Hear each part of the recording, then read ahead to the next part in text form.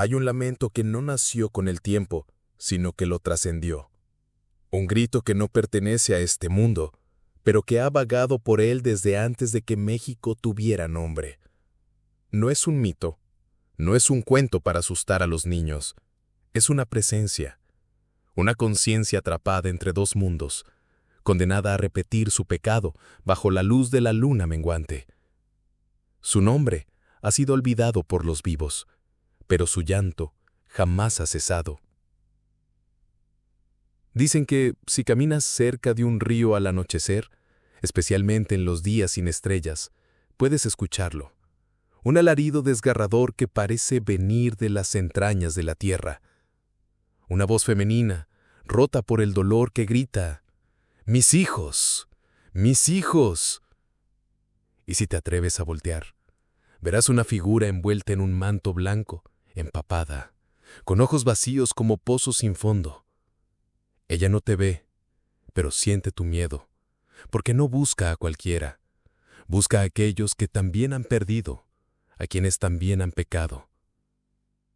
Esta no es solo una leyenda, es una advertencia, porque la Llorona no es solo un espíritu, es un espejo, y lo que refleja podría ser tu alma.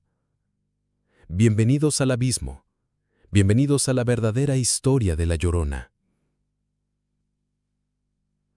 Antes de la conquista, antes de que el Templo Mayor fuera derrumbado y la ciudad de Tenochtitlán se convirtiera en México, existía un río que todos temían, no por sus corrientes ni por sus criaturas, sino por lo que se escuchaba en sus orillas al caer la noche.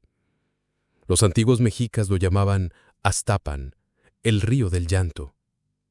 Allí, donde el agua se volvía negra como la obsidiana bajo la luna, los sacerdotes de Tlaloc, dios de la lluvia y el agua, realizaban rituales de purificación. Pero también era un lugar de castigo. Las almas de los ahogados, especialmente las de las mujeres que habían quebrantado los códigos sagrados del matrimonio o la maternidad, eran arrojadas allí como ofrenda a las aguas. En los códices olmecas y calancas, descubiertos en 1973 en una gruta cerca de Tula, se encuentra un glifo que representa a una mujer con el rostro cubierto por una cascada de cabello negro, sosteniendo un pañuelo blanco mientras sus manos están manchadas de sangre. Junto a ella, dos figuras pequeñas se hunden en el agua. El glifo lleva una inscripción en náhuatl, Talchihuani, aquella que llora por la tierra. Pero no fue hasta la llegada de los españoles, en el año 1521, cuando la figura comenzó a tomar forma humana. Los frailes franciscanos, al intentar cristianizar a los pueblos originarios, interpretaron estas leyendas como manifestaciones del demonio. En sus escritos, el fraile Bernardino de Sahagún, en su Historia General de las Cosas de la Nueva España, menciona a una mujer de blanco que aparece en los caminos cerca del río, arrastrando una cadena invisible y llamando a sus hijos con voz de ultratumba. Pero el primer testimonio documentado no proviene de un fraile, sino de una niña. En 1537, en un pequeño pueblo cercano a Texcoco, una niña de 12 años llamada Xochitl fue encontrada en el río con los ojos desorbitados, murmurando una y otra vez. Ella los tomó, ella los llevó al agua. Y antes de morir, dibujó en la pared de su celda con sus propios dedos ensangrentados una figura de mujer con un manto blanco y escribió 3 palabras en náhuatl: no es humana. Desde entonces, los relatos se multiplicaron. Campesinos juraban haber visto a una mujer llorando junto a los arroyos. Viajeros aseguraban que si escuchaban su grito, debían correr sin mirar atrás, porque quien la ve, queda marcado. Pero, ¿quién era ella? ¿Una madre que perdió a sus hijos? ¿Una sacerdotisa maldita? ¿O acaso algo mucho más antiguo? Con la imposición del catolicismo, la figura de la Llorona fue reinterpretada bajo la lógica del pecado y la redención. Ya no era una sacerdotisa castigada por los dioses, sino una mujer que había desobedecido a Dios. En 1612, en el archivo de la Catedral Metropolitana de México, se encuentra un documento firmado por el obispo Juan de Palafox y Mendoza, en el que se registra una serie de apariciones en la zona de Chapultepec. Según los testimonios recogidos, una mujer vestida de blanco, con el rostro cubierto por un velo, Aparecía en las noches de viernes justo después de la medianoche, a orillas del lago. Llamaba a sus hijos por sus nombres: Carlos, María. Lo escalofriante no era solo su llanto, sino que esos nombres coincidían con los de 2 niños que habían desaparecido 10 años antes. El obispo ordenó una investigación. Se entrevistaron a campesinos, soldados, incluso indígenas. Todos describían lo mismo: una figura alta, delgada, con pies que no tocaban el suelo, como si flotara sobre el agua. Sus ojos, decían, no eran humanos, eran como pozos sin fondo, llenos de una oscuridad líquida. Uno de los testigos, un anciano llamado Tomás, afirmó haberla visto de cerca. Dijo que llevaba un crucifijo colgado del cuello, pero estaba roto y la imagen de Cristo tenía los ojos arrancados. Ella fue cristiana, pero rompió su fe. Ahogó a sus hijos para seguir a un hombre que la abandonó. Y ahora Dios la condenó a buscarlos por toda la eternidad. Este relato se convirtió en la versión oficial. La Llorona como una madre pecadora, castigada por Dios por matar a sus hijos en un acto de locura amorosa. Pero hay algo que los archivos eclesiásticos no mencionan. En una carta privada escrita por el propio obispo, encontrada en 1986 en un monasterio en Puebla, Palafox confiesa algo inquietante. He soñado con ella, no como un demonio, sino como una víctima. En mis sueños, ella no llora por los hijos, sino por algo más, algo que se perdió antes del tiempo. Y cuando despierto, escucho el río y siento que ella ya está aquí. ¿Podría ser que la Llorona no fuera solo una mujer castigada, sino una entidad mucho más antigua, disfrazada de leyenda cristiana? Para entender a la Llorona, debemos adentrarnos en el simbolismo místico que la rodea. Cada detalle de su aparición, su vestimenta, su lugar de manifestación, su grito, es un código oculto. Comencemos por el manto blanco. En la tradición mexica, el blanco no era un color de pureza, sino de duelo. Las mujeres que habían perdido a sus hijos usaban túnicas blancas durante un año como señal de luto eterno. Además, el blanco era el color de Chalchihuitlicue, la diosa del agua, las corrientes y los nacimientos. Ella era representada con un vestido azul verdoso, pero en ciertos rituales se la vestía de blanco cuando se invocaba su lado más oscuro, Chalchihuitlicue Talchihuani, aquella que llora por la tierra. El río, por su parte, no es solo un escenario, es un portal. En la cosmovisión náhuatl, el agua no es solamente un elemento físico, sino un umbral entre mundos. Los ríos eran considerados teocuitlapili, excrementos de Dios, porque fluían desde el inframundo hacia el mundo de los vivos. Hay un ritual olvidado, descrito en un manuscrito encriptado hallado en Oaxaca en 1991, conocido como el rito del espejo invertido. Consistía en colocar un espejo de obsidiana sobre la superficie de un río en luna nueva. Quien lo hiciera debía pronunciar el nombre de una persona perdida. Si el espejo se empañaba, significaba que esa alma aún vagaba. Pero si se rompía, entonces ella venía. Y no venía por el que realizó el ritual, sino por el nombre que se había invocado. Un investigador español, el doctor Esteban Márquez, intentó replicar el ritual en 1999 cerca de un afluente del río Lerma. Grabó todo en video. En la grabación se ve cómo el espejo se empaña, luego se agrieta y finalmente se rompe en 3 pedazos. Lo que sigue es lo que lo convirtió en una leyenda oscura. A los pocos segundos, una figura aparece reflejada en el agua, detrás de Márquez, no en el espejo, en el río. Está de pie sobre la superficie, como si caminara sobre el líquido. Lleva un manto blanco, su cabello flota como si estuviera bajo el agua. Y entonces, el río empieza a fluir atrás.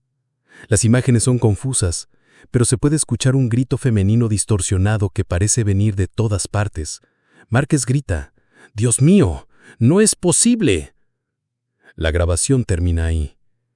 El cuerpo de Márquez fue encontrado 3 días después, a 20 kilómetros de distancia, en medio de un campo seco.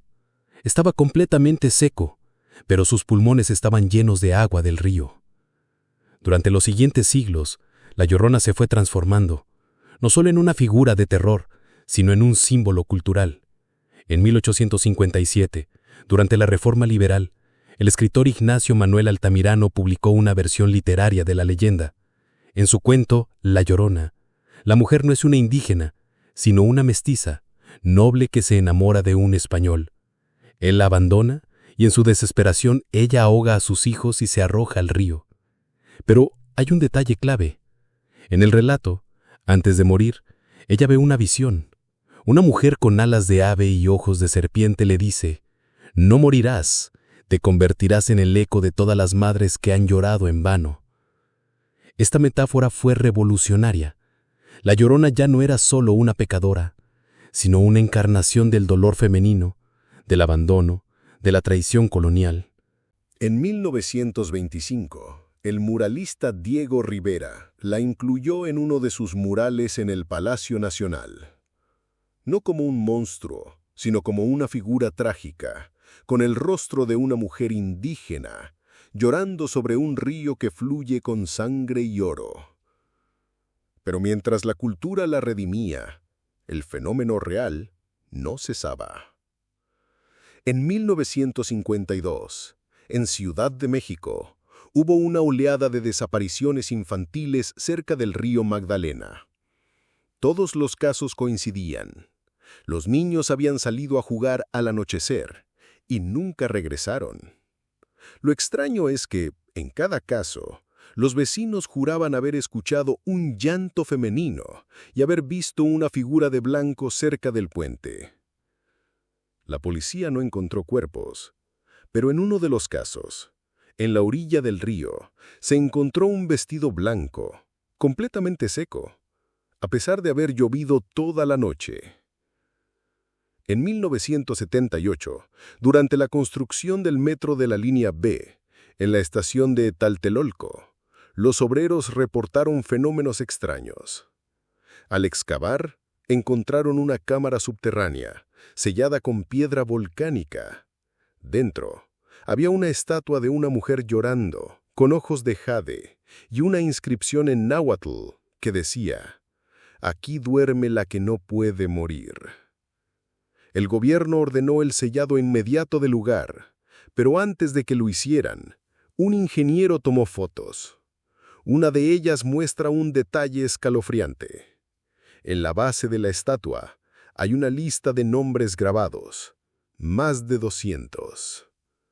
Algunos son nombres comunes: María, José, Luis, pero otros no pertenecen a este tiempo. Uno dice Tlalocanatl, hijo de Tlaloc. Otro, Xochipil, nombre de un dios.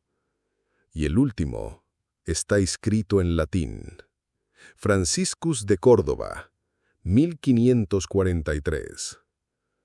Francisco de Córdoba fue un fraile que desapareció en 1543, acusado de herejía por investigar cultos paganos. ¿Cómo llegó su nombre allí? En 1999, un grupo de investigadores parapsicológicos, liderado por la antropóloga Elena Ríos, logró acceder a un archivo secreto del Vaticano, desclasificado parcialmente. En un informe fechado en 1823, se menciona a La Llorona, no como una leyenda, sino como una entidad de origen preadálico, capaz de atravesar dimensiones mediante el llanto de su sonido. El informe afirma que La Llorona no es un alma perdida, sino una guardiana. ¿Pero de qué? El documento se corta abruptamente. Solo queda una frase: ella no busca a sus hijos, busca el nombre verdadero de Dios. Existe un ritual prohibido, conocido solo en círculos esotéricos, llamado el ritual de los 7 llantos. Se dice que quien lo realiza puede ver a La Llorona y hablar con ella. Para llevarlo a cabo, se necesitan un espejo de plata antiguo, 7 velas negras, agua de un río que haya cobrado vidas, un pañuelo blanco de una mujer que haya perdido a un hijo. El ritual debe realizarse en una noche de luna nueva, a orillas de un río, a las 12:13. Se encienden las velas en círculo. Se coloca el espejo frente al río. Se vierte el agua sobre él y se pronuncia 7 veces. Ven la que no puede descansar. Ven la que no puede morir. Según los relatos, en ese momento el agua comienza a burbujear. El espejo se empaña y de su superficie emerge una figura. Pero no siempre es la Llorona. En 1996, un grupo de estudiantes de la UNAM intentó el ritual en el Río de la Piedad. 4 de ellos desaparecieron. El quinto fue encontrado con los ojos arrancados, murmurando: no era ella, era algo más viejo.